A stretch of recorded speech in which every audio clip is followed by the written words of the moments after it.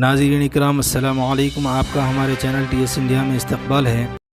اتر پردیش کے سنبھل شہر کی جامع مسجد کے سروے کو لے کر حالات کشیدہ ہو گئے، جہاں شرپسند عناصر کی جانب سے جامع مسجد کے بارے میں کورٹ میں ایک درخواست دائر کرتے ہوئے دعویٰ کیا گیا کہ یہاں مندر کی آثار ہے، جس پر عدالت نے مسجد کا سروے کروانے کا حکم دیا۔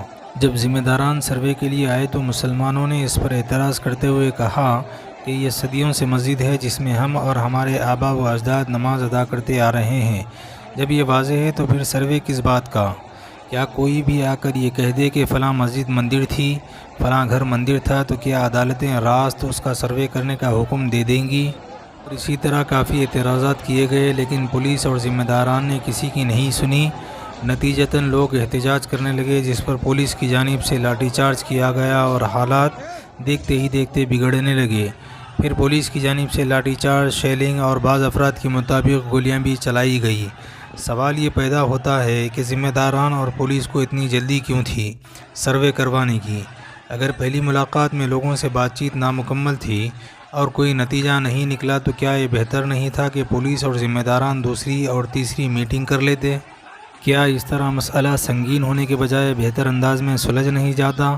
بالکل بات بن سکتی تھی اور کورٹ کا حکم بھی پورا کیا جا سکتا تھا اگر مسئلے کو تحمل اور سنجیدگی سے پورا کیا جاتا۔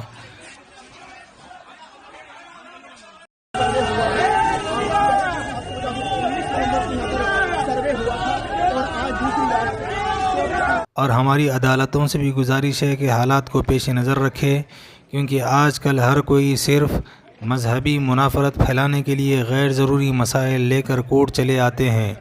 اس طرح اگر حالات کو پیش نظر رکھا جائے تو شر پسند لوگوں کو ان کے مقاصد حاصل کرنے سے روکا جا سکے گا۔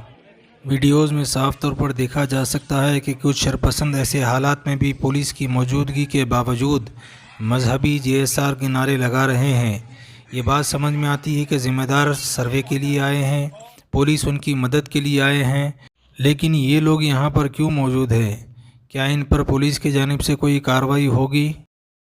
انشاءاللہ مزید اپڈیٹ کے ساتھ آپ سے ملاقات ہوتی رہے گی۔ آپ سے گزارش ہے چینل کو سبسکرائب کریں۔ اللہ حافظ۔